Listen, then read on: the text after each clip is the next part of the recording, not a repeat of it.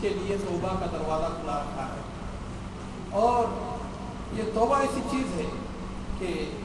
انسان چاہے کس قدر بھی گناہ کیوں نہ کرے، لیکن اگر زندگی میں ایک مرتبہ بھی اللہ رب العالمین سے رجوع کرتا ہے، سچے دل سے اس کی جناب میں توبہ کرتا ہے، تو اللہ رب العالمین اس کے تمام گناہوں کی مغفرت فرما دیتے ہیں۔ جیسا کہ اللہ تعالیٰ فرماتا ہے قُلْ يَا عِبَادِيَ الَّذِينَ اسْرَفُوا عَلَىٰ أَنفُسِهِمْ لَا تَقْنَطُوا مِن رَحْمَةِ اللَّهِ إِنَّ اللَّهَ يَغْفِرُ الذُّنُوبَ جَمِيعًا إِنَّهُ هُوَ الْغَفُورُ الرَّحِيمُ۔ اے جناب محمد رسول اللہ صلی اللہ علیہ وسلم، آپ میرے ان بندوں سے کہیے کہ جنہوں نے کہ اپنے آپ پر ظلم کیا، گناہ کیے، لا تقنطوا من رحمۃ اللہ، اللہ تعالیٰ کی رحمت سے نا امید ہونے کی ضرورت ہے۔ ان اللہ یغفر الذنوب جميعا، اللہ تعالیٰ سارے کے سارے گناہوں کو بخش دے گا، کیوں نہیں بخشے گا؟ انہ هو الغفور الرحیم، وہ تو سراسر بخشنے والا اور رحم کرنے والا۔ اور یہ یہاں پر اللہ تعالیٰ حدیث قدسی کے الفاظ میں اللہ تعالیٰ فرماتا ہے کہ یا ابن آدم لو بلغ ذنوبك عنان السماء ثم استغفرتنی لغفرت لك ولا ابالي، کہ اے انسان، اگر تیرے گناہ سے زمین بھر جائے اور اس کے بعد وہ اوپر اٹھنے شروع ہوں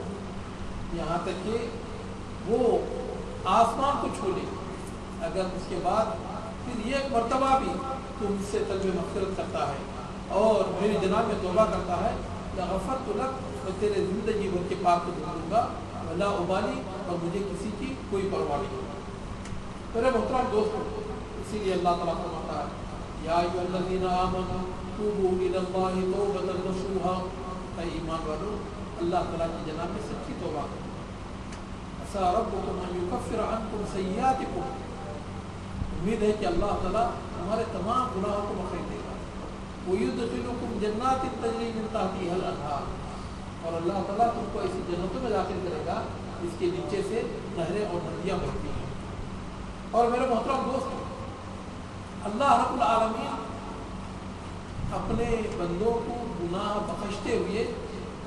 اسے بڑی خوشی ہوتی ہے، اور اللہ رب العالمین نے اپنے آپ پر رحمت کو فرض کر دیا۔ حدیث میں آتا ہے اللہ کے رسول جناب محمد رسول اللہ صلی اللہ علیہ وسلم فرماتے ہیں کتب ربکم علی نفسہ الرحمہ، اللہ رب العالمین نے اپنے آپ پر رحمت کو فرض کر دیا ہے۔ اسی لیے رب العالمین کا ایک نام رحمان ہے، یعنی بہت زیادہ مہربان ہے، اور ایک نام رحیم ہے، بے انتہا مہربانی ہے، یعنی اس کی رحمت سے گنہگار بھی فائدہ اٹھا رہا ہے اور وہ وفادار بھی فائدہ اٹھا رہا ہے۔ ہر ایک، چاہے وہ رب کی عبادت کرنے والا ہو، اطاعت کرنے والا ہو، یا اس کی نافرمانی کرنے والا ہو، یا اس کی ناشکری کرنے والا ہو، سب اس کی رحمت سے فائدہ اٹھا رہے ہیں۔ میرے محترم دوستو، ایک حدیث میں آتا ہے اللہ کے رسول جناب محمد رسول اللہ صلی اللہ علیہ وسلم ارشاد فرماتے ہیں لما خلق اللہ الخلق كتب فی کتابہ فهو عنده فوق العرش ان رحمتی تغلب غضبی۔ جس وقت اللہ رب العالمین نے ساری مخلوق کو پیدا کیا تو اللہ رب العالمین نے اپنی اس کتاب میں جو کہ لوح محفوظ میں اس کے پاس موجود ہے، اللہ رب العالمین نے یہ بات لکھ رکھی ہے کہ ان رحمتی تغلب غضبی، میری جو رحمت ہے وہ میرے غصے پر بھاری ہے۔ اگر میری رحمت کا اور میرے غصے کا دونوں کا مقابلہ ہو جائے تو میری رحمت کا مرتبہ زیادہ ہو جاتا ہے، وہ بھاری ہو جاتی ہے میرے غصے۔ تو میرے محترم دوستو، اسی لیے اللہ کے رسول جناب محمد رسول اللہ صلی اللہ علیہ وسلم یہ دعا فرماتے ہیں اللہم انی اعوذ برضاک من سخطک وبمعافاتک من عقوبتک واعوذ بک منک لا احصی ثناء علیک انت کما اثنیت علی نفسک۔ یا اللہ، میں اعوذ برضاک من سخطک، میں تیری رضامندی کی حفاظت طلب کرتا ہوں تیرے غصے سے بچنے کے لیے۔ تیرے غصے سے بچنے کے لیے میں دوڑ کر جاؤں گا تیری رحمت کی طرف، تیری رضامندی کی طرف، وہ بھی معافاتک من عقوبتک۔ یا اللہ، تیری سزا سے بچنے کے لیے میں تیری معافی کی طرف دوڑ لگاؤں گا، تیری معافی کی میں پناہ طلب کروں گا، واعوذ بک منک، اور تجھ سے بچنے کے لیے میں تیرے ہی طرف آؤں گا۔ کیوں؟ کیونکہ اللہ کے سوا اور کوئی لا ملجا ولا منجا منک الا کہ اللہ تجھ سے بھاگ کر چھپنے کی کوئی جگہ نہیں ہے، تجھ سے دوڑ کر کوئی پناہ حاصل کرنے کی جگہ نہیں ہے، اگر ہے تو تیری نہ کہیں جہاں میں اما ملی، جو اما ملی تو کہاں ملی، میرے جرم خانہ خراب کو تیرے عفو بندہ نواز۔ میرے محترم دوستو، یہ بندہ مومن رب العالمین کے غضب سے بچنے کے لیے اسی کی رحمت کی طرف دوڑنا ہے اور اسی کی جناب میں وہ پناہ حاصل کرے گا۔ میرے محترم دوستو، اللہ رب العالمین کس قدر مہربان ہے۔ ایک مرتبہ اللہ کے رسول جناب محمد رسول اللہ صلی اللہ علیہ وسلم کہ صحابہ اکرام نے کچھ لوگوں کو جو کہ جنگ میں قید ہوئے تھے تو ان کو لا کر مسجد نبی میں لا کر ان کو رکھا،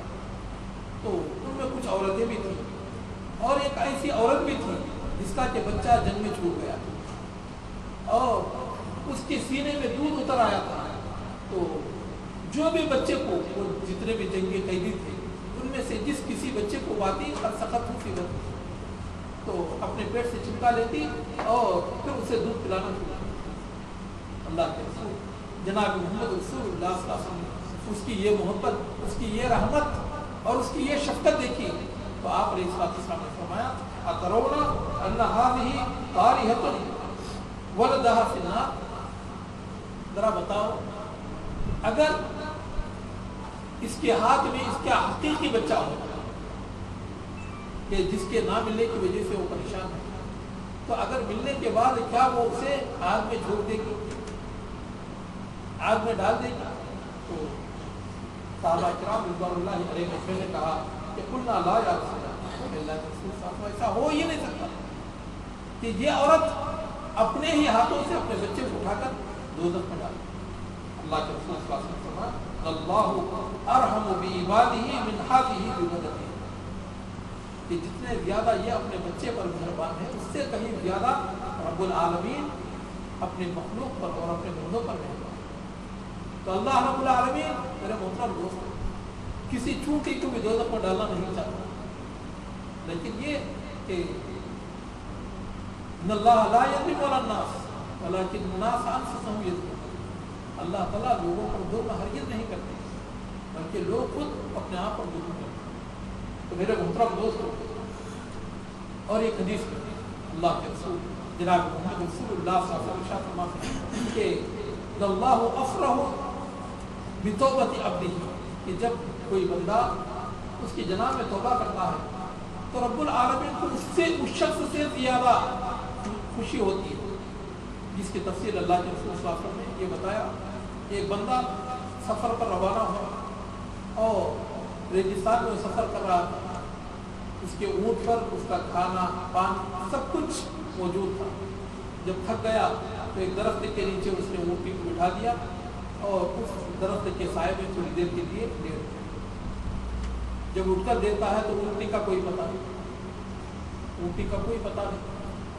اور آپ جو لوگ سعودیہ کا سفر کیے وہ جانتے ہیں کہ آج بھی کئی سو میل تک کسی بستی کا آبادی کا کوئی پتہ نہیں۔ آج کل راستوں پر کچھ پیٹرول پمپ وغیرہ ہو گئے تو ورنہ اس زمان میں آج سے 1500 سال پہلے کا عالم تھا۔ تو وہ شخص اٹھا سارا دن اسے تلاش کرتے لگا لیکن ان کا کوئی پتہ نہیں۔ فظن الحلاق، اب اسے یقین ہو گیا کہ وہ بھوکا پیاسا رہ کر تڑپ تڑپ کر مر جائے۔ اس دنیا میں سب سے خطرناک جو موت ہے وہ بھوک کی موت ہے۔ کیوں؟ اس لیے کہ جان انسان کے ایک رگ سے نکل جاتی ہے۔ تو چنانچہ فضل الحلاق، اب اسے اپنی بربادی کا اور ہلاکت کا یقین ہو گیا۔ اس نے کہا کہ اب مرنا ہی ہے تو کیوں میں اور زیادہ اپنے آپ کو تھکاؤں، چلو اسی درخت کے نیچے چلا جاتا ہوں، وہیں جا کر گزر بسر کر لیتا ہوں، جب تک زندہ رہوں گا، جب مر جاؤں گا۔ تو آ کر اسی درخت کے نیچے تھکا کر لیٹ گیا۔ جب وہ اٹھ کر دیکھتا ہے تو اس کا اونٹ اس کے کھانے کے ساتھ، اس کے پانی کے ساتھ، اس کے توشے کے ساتھ اس کے سرانے بیٹھا ہے۔ تو وہ وہ شخص اس قدر خوش ہو جاتا ہے، اس قدر خوش ہو جاتا ہے کہ رب العالمین کا شکر ادا کرتے ہوئے بجائے یہ کہنے کے کہ یا اللہ بے شک تو ہی میرا رب ہے، میں تیرا بندہ ہوں، مارے خوشی کی اس کی زبان سے نکل جاتا ہے اللہم انت عبدی وانا ربک، کہ اللہ تو میرا بندہ ہے، میں تیرا رب ہوں. تزلزلت لسانہ من شدت الفرح، خوشی کی زیادتی کی وجہ سے اس کی زبان لڑکھا گئی اور اس کے دماغ کو پتہ ہی نہیں چلا کہ اس کی زبان سے کون سے الفاظ نکلتے. تو جسے خوشی میں پاگل ہو جانا کہتے ہیں، تو جس طرح وہ شخص خوشی میں دیوانہ ہو گیا، اس سے کہیں زیادہ اللہ تعالیٰ جب کوئی گنہگار بندہ اس کی جناب میں توبہ کرتا ہے تو اللہ تعالیٰ اس سے کہیں زیادہ خوش ہوتا ہے. لیکن ہم لوگوں نے کیا کہا بھائی، اللہ تعالیٰ کو یہ کسی مجبور بڈھے انسان کی طرح ہم نے لگا رکھا ہے کہ جیسا وہ فلاں پی ایم سی ایم جب تک کسی ایم ایل اے، کسی منسٹر، کسی ایم پی وغیرہ جب تک کسی کا واسطہ وسیلہ نہیں پکڑتے تب تک جیسا وہ نہیں سنتا، تو تب تک رب العالمین بھی اپنے بندوں کا جب تک واسطہ وسیلہ نہ ہو نہیں سنتا. میرے محترم دوستو، یہ اللہ تعالیٰ کی جناب میں سب سے بڑی گستاخی ہے کہ رب العالمین کو آپ ایک 5 فٹ کے انسان کے برابر قرار دیتے. اللہ رب العالمین فرماتا ہے نحن اقرب الیہ من حبل الورید، ہم انسان کی شہرت سے زیادہ قریب ہیں، کہ ہماری جان ہم سے زیادہ قریب ہے، اور ہمارا خون ہم سے جتنا زیادہ قریب ہے، ہمارا گوشت ہم سے جتنا زیادہ قریب ہے، خود ہم اپنے آپ سے جتنا قریب ہیں اس سے کہیں زیادہ میرا اور آپ کا رب ہم سے زیادہ قریب ہے. میرے محترم دوست، اللہ رب العالمین مغفرت کے لیے بہانے تلاش کرتا رہتا ہے کہ کون سا ایسا بہانہ مجھے ملے گا کہ جس کی وجہ سے میں اپنے بندوں کی مغفرت کروں. صحیح بخاری شریف کی روایت ہے